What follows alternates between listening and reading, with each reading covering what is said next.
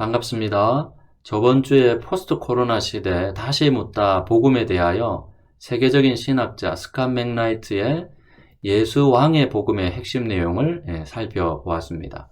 오늘은 세계적인 신학자 톰 라이트의 이것이 복음이다의 내용을 살펴보려고 합니다. 먼저 저번 주의 내용을 우리가 복습하면 스캇 맥라이트는 성경이 말하는 복음은 구약의 이스라엘 이야기를 성취하시고 실현하신 예수님의 이야기다. 다시 말하면 구약 성경을 해결하시고 완성하실 예수님의 이야기라고 정의합니다. 구약의 이스라엘 이야기는 한마디로 하나님의 통치권을 찬탈한 인간의 욕심과 교만이 만들어낸 반역의 역사이고 그 결과 불의로 가득한 세상이 되고 말았다라는 것이죠. 그 역사를 하나님은 왕이신 예수님의 사랑의 통치로 정의와 공평, 자유와 평화로 더불어 함께 살아가는 새로운 세상, 새로운 나라인 하나님 나라를 새 창조하는 위대한 이야기다라는 겁니다. 또한 톰 라이트는 이것이 복음이다 해서 왕이신 예수님이 통치하는 천국은 이 세상이 추구하는 질서나 삶의 방식과 다르다. 천국은 완전히 새로운 종류의 나라다라고 말합니다. 로마서 14장에 보니까 하나님 나라는 먹는 일과 마시는 일이 아니라 성령 안에서 누리는 의와 평화와 기쁨입니다. 다시 말하면 그 나라는 정의와 공평, 자유와 평화 안에서 예수님의 영원한 생명을 공유하는 새로운 질서와 삶의 방식을 추구한다라는 것이죠. 톰 라이트는 좀 더 풍성한 이해를 돕기 위해서 당시 역사적인 배경에 관심을 갖는데요.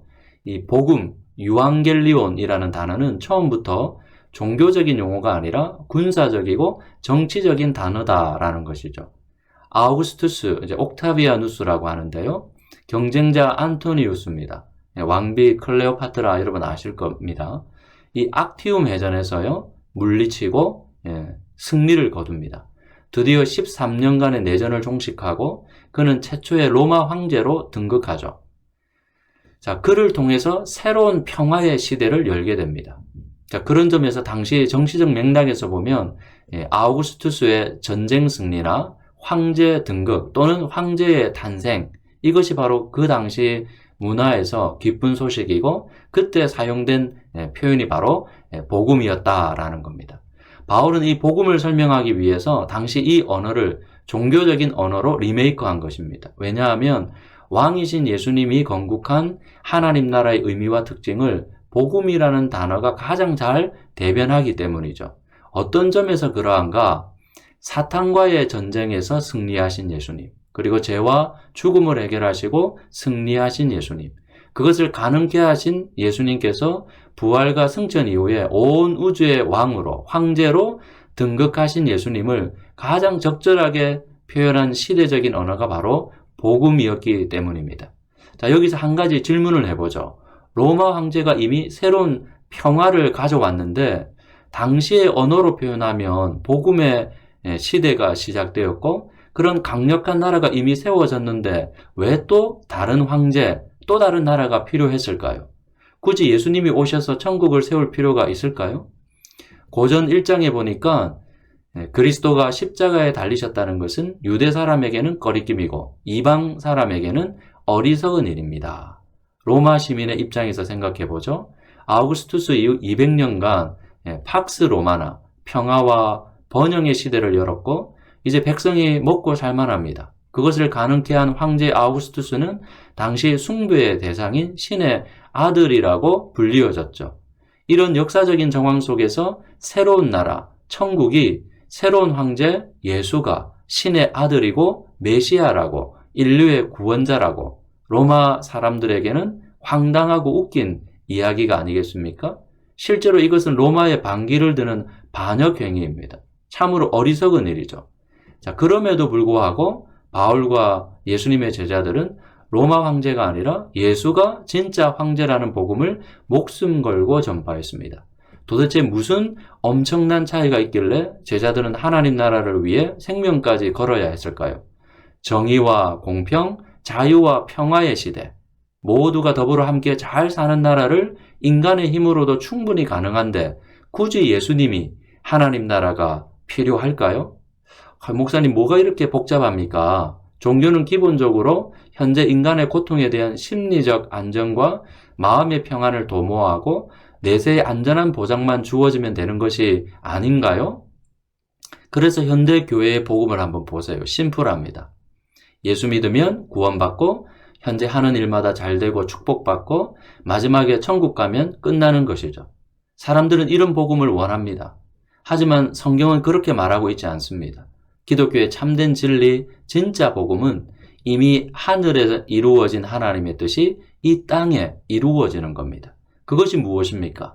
불의로 가득한 이 세상의 질서를 하나님의 권력으로 바로 잡는 것이죠. 왜냐하면 인류가 세운 나라들은 시대마다 모양은 달랐지만 그 속성은 변하지 않았기 때문이죠. 생물학에서 말하는 자연적 진화, 그 환경에 적응한 생물만 살아남지 않습니까? 그걸 적자 생존이라고 합니다. 인류도 다르지 않습니다. 약육강식이죠. 처음에는 선한 의도일지라도 결국은 힘이 지배하는 세상이었습니다. 폭력과 착취는 당연한 결과이죠.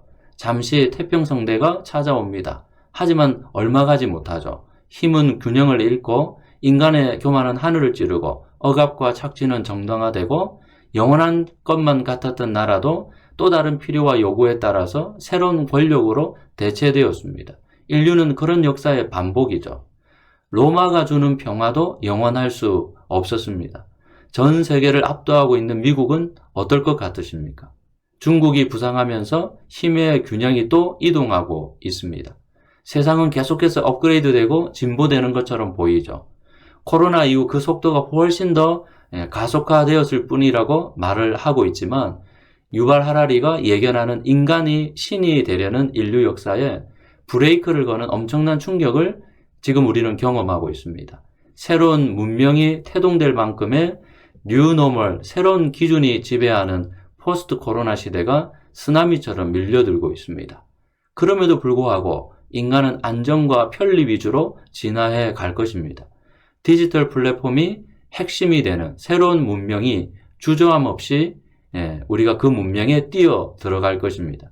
하지만 인간의 불의는 사라지지 않죠. 인간의 욕망은 멈추지 않습니다. 기술 혁신과 더불어 인간의 욕심도 진화하고 있습니다. 오늘 우리가 겪고 있는 현실을 직시해 보십시오.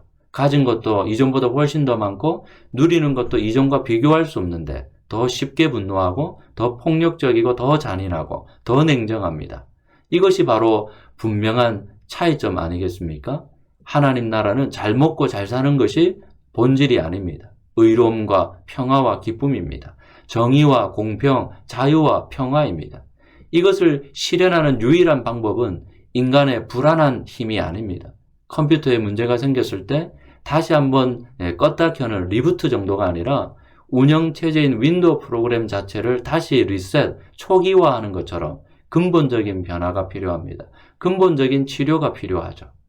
그것은 건강한 삶을 위한 체질 개선처럼 인간 안에 내재되어 있는 욕심과 욕망, 시기와 질투, 고집과 교만 등의 모든 불의를 제거하고 새롭게 리셋, 새 창조를 통한 마음의 변화, 가치의 변화, 인격의 변화만이 유일한 길입니다. 바로 인류가 보여주었던 강력한 힘의 지배가 아니라 예수님의 십자가와 부활을 통한 사랑의 통치만이 유일한 희망이고 능력입니다. 고린도후서에 보니까 그리스도의 사랑이 우리를 휘어잡습니다. 자식을 향한 부모의 사랑처럼 아버지를 떠난 둘째 아들 탕자가 다시 돌아오기를 노심초사 기다리는 그 사랑, 아들이 돌아왔을 때 그 아들을 위해 아낌없이 희생하는 그 아버지의 사랑처럼 온 우주의 창조주이시고 왕이신 그분께서 나를 위해 보여주신 그 십자가의 사랑, 십자가에서 죽기까지 사랑하신 그 사랑, 그 사랑이 나를 살리고 너를 살리며 우리를 살리는 근본적인 힘이고 능력입니다. 백성을 위해 자신이 죽는 왕이 어디에 존재합니까? 예수, 그 위대한 이름은 세상에서 찾아볼 수 없는 다른 종류의 왕입니다. 그것이 바로 예수님만 가능한 사람을 다시 살리는, 사람을 진정으로 새롭게 하는 부활의 능력인 것이죠. 바로 그것이 생명의 능력입니다. 그 능력은 예수와 함께 우리가 십자가에 죽고 예수와 함께 우리가 다시 부활하는 능력으로 변화되게 되어 있습니다. 이런 놀라운 변화는 결국 우리 인간을 한 차원 더 높은 신의 경지에 이르게 합니다. 그것은 하나님이 첫 창조 때 우리와 함께 공유하셨던 하나님의 형상, 그 통치권을 다시 회복하는 것이죠. 바울은 이에 대해 이렇게 말합니다. 하나님께서 예수 안에서 우리를 예수와 함께 하늘에 앉게 하셨다. 하늘 보좌. 하나님께서 계시는 그 하나님의 보좌.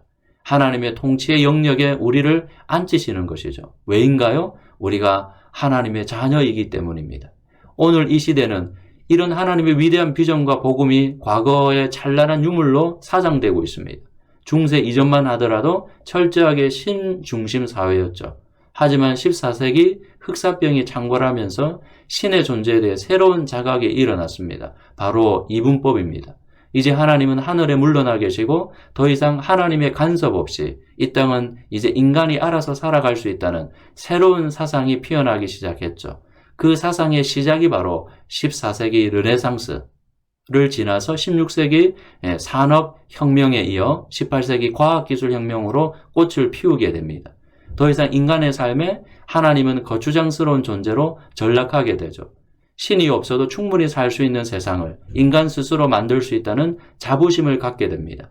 이런 문명적 흐름 속에 복음도 오해되고 왜곡되어서 결국 한국교회는 코로나 상황 속에서 세상으로부터 사망 선고를 받은 것이죠. 참된 복음, 앞에서 소개한 위대한 하나님의 복음의 비전을 다시 회복하지 않으면 한국교회도 과거의 유물로 역사 속에 사라지게 될 것입니다. 그렇다면 우리의 과제는 무엇입니까? 스캇 맥라이트는 이렇게 제안합니다. 하나님의 이 위대한 이야기, 더 스토리가 나의 이야기, 우리의 이야기가 되도록 몸에 익을 정도로 바르게 알아가는 것이다. 그래서 그 이야기에 사람이 되어야 한다고 말합니다. 톰 나이트는 예수님이 가르쳐 주신 주기도문의 사람이 되는 것을 제안합니다. 뜻이 하늘에서 이루어진 것처럼 땅에서도 하나님 나라가 정의와 공평이 자유와 평화가 이루어지기를 소망 가운데 기도하는 것이죠. 우리가 하나님의 이 위대한 비전을 꿈꾸며 참여하고 동참할 때 선한 일을 우리 안에 시작하신 하나님께서 그리스도 예수의 날 재림 때까지 그 일을 완성시켜 주실 것을 확신합니다. 수고하셨습니다.